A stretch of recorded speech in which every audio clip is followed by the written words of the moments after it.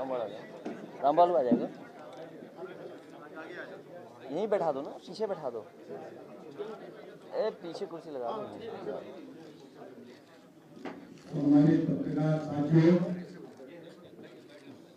मुझे सूचित करते हुए हर्ष हो रहा है कि आज समाजवादी पार्टी के राष्ट्रीय अध्यक्ष माननीय श्री अखिलेश यादव जी के मजबूत नेतृत्व को और मजबूती प्रदान करने के लिए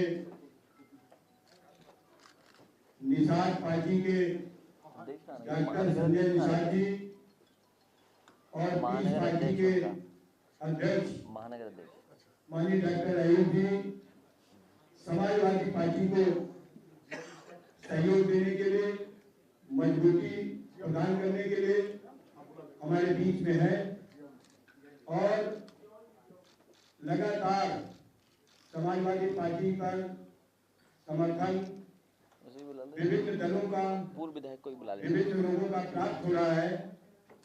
मैं डॉक्टर संजय निषाद जी को और डॉक्टर अयूब जी को धन्यवाद देता हूं और आवेदन निवेदन के साथ डॉक्टर संजय निषाद से चाहूंगा कि वो अपनी बात आपके समक्ष रखें। अभी सुन लो, डॉक्टर संजय जी सुन लो। आप वहीं से बोलो, वहीं खड़े हो, अच्छा अरे अभी कर देंगे, नहीं यहाँ नहीं, वहाँ से वहाँ ले जाओ ना इनको, क्योंकि आप लोग कुछ बोल देंगे। अभी मेनका गांधी जी से गलती हुई, अभी हमारे मुंह से कुछ निकल जाएगा तो आप चलाओगे टीवी पर। नहीं, कोई भरोसा नहीं। नहीं, अच्छा ठीक है, ऐसे ही ख्याल रखना। नहीं, वो गलती हो जाए किसी दिन तो ये लगा लो ना, हिम्मत सब ले लो वहीं। ओहो, इस प्रेस कॉन्फ्रेंस के माध्यम से निषाद पार्टी के राष्ट्रीय अध्यक्ष मैं डॉक्टर संजय कुमार निषाद संदेश देना चाहता हूँ प्रदेशवासियों को। हम लोगों ने संघर्ष बहुत किया और संघर्ष की पार्टी का नाम Samajwadi party, Nishad party, peace party और ढेर सारी पार्टियां हैं देश में। हम लोग की मजबूती से समस्या के समाधान के लिए, एक तरह की समस्याएं हम लोगों की हैं और उसकी लड़ाई हम लोग मिलकर लड़ेंगे। ये विलय नहीं है, हम लोग आगे का रास्ता तय कर रहे हैं और ये एक तरीके का गठबंधन है और इसकी जिम्मेदारी हमारे माननीय अखिलेश जी के जिम्मे है कि ये कैसे हम छोटे दलों को साथ में लेकर आगे चलते हैं। और क्योंकि अभी हमारी पार्टी 2016 में नहीं थोड़ी लगाएंगे, ये नहीं लगाएंगे। अरे तुम यार, उन्हें नहीं पता तुम्हें। अभी चुनाव चिन्ह हमारा फिक्स नहीं है और हम लोग मिल के लड़ रहे हैं। ये संयुक्त प्रत्याशी हैं इंजीनियर प्रवीण कुमार और ये हम लोग इस लड़ाई को मिलकर लड़ने का आगे फैसला लिया है और बाकी हमारे वो कर नहीं, ठीक है, बहुत मजा आई। अब हम निवेदन करते हैं पीस पार्टी ऑफ इंडिया के राष्ट्रीय अध्यक्ष और बात रखिए। अरे वो अभी कुछ नहीं, छोड़िए ना, बैठ। मैं कह रहा हूँ ये सब आवाज जाती है उसमें, बैठ के आप। आज सुबह मैं सभी पत्रकार बंधुओं का, प्रिंट और इलेक्ट्रॉनिक मीडिया का मैं स्वागत करता हूँ और आप सभी ने हमेशा पीस पार्टी के संघर्ष को उचित स्थान दिया है। पीस पार्टी 2008 से समाज के कमजोर वर्गों की लड़ाई लड़ रही है और अपने स्थापना से ही हमेशा कोशिश करती रही है कि मिलजुल करके समान विचारधारा और समान संघर्ष वाली पार्टियों के साथ मिलकर के लड़ाई लड़ी जाए। और आज मैं समझता हूँ कि बहुत बड़ी सफलता है कि सांप्रदायिक ताकतों के खिलाफ जो समाज के कमजोर वर्गों पर अत्याचार हो रहा है, उसके खिलाफ जितने भी पार्टियां हैं जो समाज के वंचितों, पिछड़ों, दलितों, मुसलमानों की लड़ाई लड़ रही हैं, वो सभी एकजुट होकर समाज में जो सांप्रदायिकता का घर फैलाने वाले लोग हैं, जो मनवादी लोग हैं, उनके खिलाफ एक मजबूत गठबंधन बन रहा है और हम सभी मिलकर के एक मजबूत गठबंधन बना करके इनका मुकाबला करने के लिए पूरी तरीके से तैयार है। आप सभी ने जो समय दिया है, भाई अखिलेश जी ने जो यहाँ की बड़ी पार्टी है उसका जो नेतृत्व करते हैं, उन्होंने इसका जो बीड़ा उठाया है इस पार्टी की तरफ से और निषाद पार्टी समाज के सभी कमजोर वर्गों की तरफ से मैं उनका धन्यवाद करता हूँ। उन्होंने इस बीड़ा को उठाया है और इस संघर्ष को आगे बढ़ाने का उन्होंने प्रयास किया है।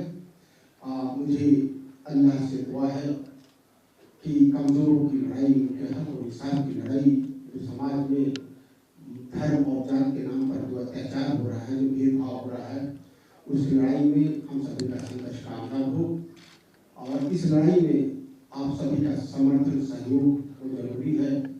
मैं एक बार फिर आप सभी का, भाई डॉक्टर संजय निषाद जी का और खास तौर पर भाई अखिलेश जी का मैं एक बार फिर धन्यवाद करते हुए मैं अपनी बात को समाप्त करता हूँ। धन्यवाद। सम्मानित पत्रकार भाइयों,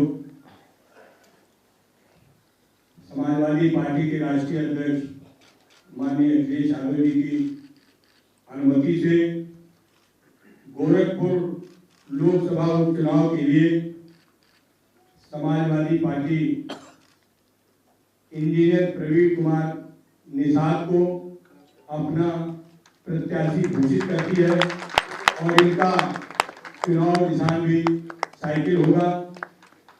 इंजीनियर प्रवीण कुमार निषाद को हमारे अभी दोनों निषाद पार्टी के राष्ट्रीय अध्यक्ष और पीस पार्टी के राष्ट्रीय अध्यक्ष ने समर्थन दिया है। मैं उनको धन्यवाद देता हूँ और प्रार्थना करता हूँ राष्ट्रीय अध्यक्ष माननीय अखिलेश यादव जी से कि वो आपके बीच में अपनी बात रखें। माननीय राष्ट्रीय अध्यक्ष श्री अखिलेश यादव जी। हम भी वहीं जाएंगे। नहीं सभी वहीं क्या था,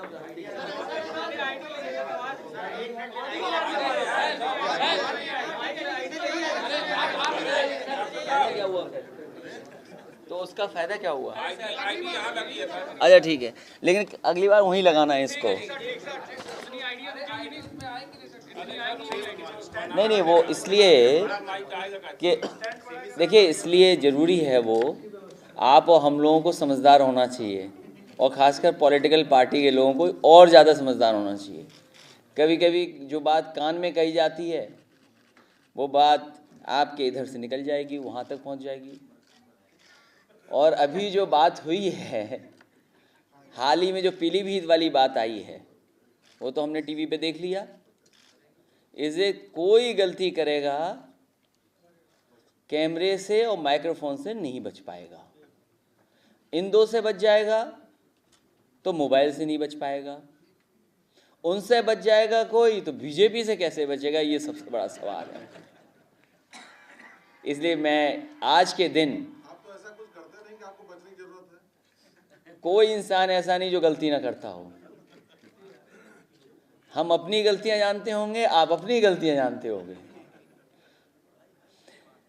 आज के दिन मैं डॉक्टर संजय निषाद जी का धन्यवाद भी देता हूं और उन्हें बधाई भी देता हूं। साथ ही साथ पीस पार्टी के अध्यक्ष डॉक्टर अयूब, उनका भी मैं धन्यवाद देता हूं। दोनों नेता, दोनों दल हमारे समाजवादी पार्टी का सहयोग करने के लिए इस चुनाव में जीत हो लोगों के बीच में संदेश जाने के लिए जो फैसला लिया है, मैं दोनों दल के नेताओं का बहुत बहुत धन्यवाद देता हूं। साथ ही डॉक्टर संजय निषाद को इसलिए भी धन्यवाद कि उन्होंने अपने बेटे को आगे कर करके समाजवादी पार्टी के चुनाव चिन्ह पर लड़ाने का भी फैसला लिया है और इनका दल हमारा सहयोग करेगा। तो बात तो साफ हो गई, अब इसमें कोई दिक्कत तो है नहीं। साथ ही साथ हम अपनी पार्टी के तमाम नेता, संगठन, सभी कार्यकर्ताओं का भी धन्यवाद दूंगा। हमारे साथ मंच पर राम बुहाल भी हैं, मंत्री भी रहे हैं, विधायक भी रहे हैं, क्षेत्र के मजबूत नेता हैं। दूसरी तरफ अमरेंद्र निषाद भी हैं, वो भी, उनकी माताजी, उनके पिताजी लगातार उस क्षेत्र का नेतृत्व करते रहे हैं। मैं उनका भी धन्यवाद देता हूं कि वो पार्टी के संघर्ष में पूरा सहयोग और मदद करने का काम करेंगे। वहीं गोरखपुर की हमारी जनता से अपील है कि इस चुनाव में जो प्रत्याशी हैं उनकी पूरी ईमानदारी से मदद करें, सहयोग करें, जिससे कम से कम देश में ये संदेश जाए कि जो वादे किए गए थे, जो घोषणा पत्र दिखाए गए थे जनता के बीच में, जो संकल्प पत्र रखे गए थे, और अब तो जनता के पास, हम विपक्ष के नेताओं के पास, पीस पार्टी के पास भी होगा, डॉक्टर संजय निषाद जी के पास भी होगा, एक केंद्र वाला संकल्प पत्र जो उस समय तय हुआ था कि हम क्या क्या करेंगे, जनता के बीच में रखा गया था। फिर उत्तर प्रदेश के विधानसभा चुनाव को लेकर के जो घोषणा पत्र रखा गया था, और भारतीय जनता पार्टी एक कदम आगे आई और उन्होंने नगर निगम के चुनाव में भी अपना एक घोषणा पत्र रखा है। खासकर गोरखपुर, उसकी जनता से हमें अपील है कि देश में संदेश दें, क्योंकि देश का जो संकल्प पत्र है वह पूरा नहीं हुआ है। देश के सामने जो जो सवाल रखे थे बीजेपी ने, एक पे भी खरे नहीं उतरे हैं। वो चर्चा हम और आप एक दिन बैठ के करेंगे। इसीलिए मैंने कहा कि अब हम समाजवादी लोगों को सच्चाई पे चर्चा करनी होगी। सच्चाई पे जब चर्चा होगी तो बहुत सारी बातें सामने आ जाएंगी। हमें चाय और पकौड़े में उलझा दिया, चाय में ये डालिए तो अच्छी हो जाएगी। इधर मैं जब एक्सप्रेसवे से उतरा था तो 2 जगह मैंने चाय पी, एक यादव ढाबा था, दूसरा गुप्ता ढाबा था। यादव ढाबे ने जल्दी चाय बना के दे दी, गुप्ता ढाबे की थोड़ी देर में चाय आई। और जब मैंने चाय पी तो मैंने यादव ढाबे वाले से बोला कि आपने जल्दी में चाय तो पिलाई हमें, इसमें अदरक नहीं डाली, और जो स्वाद के लिए दूध में पानी नहीं डालना था वो आपने डाल दिया। चाय गुप्ता की अच्छी है। तो हमें और आपको उलझा दिया चाय में, फिर पकौड़े में उलझा दिया। इन्वेस्टमेंट आए, अच्छी बात है, देश तरक्की करे, खुशहाली के रास्ते पे जाए, हम भी चाहते हैं, सबका सहयोग है उसमें। लेकिन नौकरियां नहीं, रोजगार नहीं, नकल पे पाबंदी के बहाने रोजगार पे ये पर्दा डालना चाहते हैं। नौकरियां हैं नहीं, रोजगार है नहीं, और बहाना कर रहे हैं कि नकल हो रही है। तो नौकरियों का भी सवाल है, देश के बड़े सवाल हैं। बीजेपी ने कहा जाकर के कि हम ग्लोबल वार्मिंग को बचाएंगे, क्लाइमेट चेंज को बचाएंगे। पेरिस में जाकर के प्रधानमंत्री जी ने कहा। हम गोरखपुर की जनता से पूछेंगे और कहेंगे उनसे, ऑक्सीजन का पता नहीं, ग्रीन हाउसेस गैस का पता नहीं, लेकिन यहां बच्चे नहीं बच पा रहे हैं, बच्चों की जान नहीं बची यहां पर। और झूठी रिपोर्ट सदन के सामने पेश करना कि ऑक्सीजन से किसी की जान नहीं गई। जान गई हो तो उसकी पोस्टमार्टम रिपोर्ट होनी चाहिए। पूरे आंकड़े कंप्यूटर से निकाल करके जाने कहां फेंक दिए, आग लगा दी, जहां पर सब कुछ सच्चाई के साथ मौजूद था उसमें भी आग लगा दी। तो इतना बड़ा धोखा हो।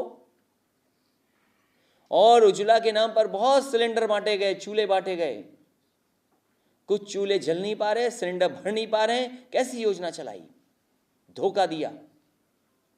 पैसा तो लेटर ऑफ अंडरस्टैंडिंग पे बहुत मिल जा रहा है। पैसे की कमी नहीं है देश में, पैसे की कहां कमी है देश में। नोटबंदी के बहाने पूरा जमा करा लिया पैसा, किसी गरीब पे नहीं बचा, किसान पे नहीं बचा, महिलाओं पे भी नहीं बचा था। निशानी के लिए हो सकता रखा हो 500 रुपया, 1000 रुपया, लेकिन नहीं। और नोटबंदी के बहाने भ्रष्टाचार पर लगाम लगानी थी, लेकिन लेटर ऑफ अंडरस्टैंडिंग से बोलो कितना हजारों करोड़ रुपया चला जा रहा है। अभी छानबीन होगी, न जाने कितने लोग ऐसे निकलेंगे कि जो एक केवल कागज पे पैसा लेकर के भारत का चले गए। भारत का पैसा चला गया। कहा तो यह गया था कि हम पैसा बाहर से लाएंगे, लेकिन 15,000 से ज्यादा उद्योगपति अपनी खुशहाली के लिए, अपनी तरक्की के लिए, अपने बच्चे और अपने परिवार के भविष्य के लिए भारत छोड़ के चले गए। हमारे यहां इन्वेस्टमेंट नहीं आया, इन्वेस्टमेंट बाहर चला गया, पैसा भी चला गया, लोग भी चले गए। हम तो कैशलेस हो ही गए, हम और आप। बैंकें भी धीमे धीमे होने लगी हैं, डूब भी गई हैं बैंकें। ये तमाम सवाल उठेंगे। और फिर किसान की आमदनी कितनी होनी है? 2 गुनी, 1.5 गुनी। लागत का ही फार्मूला बदल दिया। अभी तक जो परंपरा के तहत या जो जिस तरीके से लागत का जो अनुमान लगाया जाता था, उसका फार्मूला था, उसकी व्यवस्था थी, क्योंकि इन्हें अपना 2 गुना दिखाना है कि किसान को 2 गुना लाभ पहुंचाए, तो उन्होंने उस फार्मूले को ही छेड़ दिया। जहां आंकड़े ठीक करने हैं, वहां जो आंकड़े की पीछे व्यवस्था है उसी को बदल देते हैं। अभी तो बैंक का इतना आया है, पता नहीं कितने लोगों के निकल करके आएंगे। हमारे किसान कर की वजह से मर रहे हैं, जान दे रहे हैं, डूब रहे हैं, पेड़ों पर चढ़े जा रहे हैं फांसी देने के लिए। सरकार ने वादा किया था कि हम कर्ज माफ कर देंगे। बताओ कितने किसानों का कर्ज माफ हुआ? और अब तो दूसरा बजट प्रदेश सरकार का और 5 बजट दिल्ली सरकार के आ गए। 7 बजट का हिसाब किताब होना है गोरखपुर में, 7 बजट का। हम लोगों ने तो एम्स के लिए जमीन भी दी।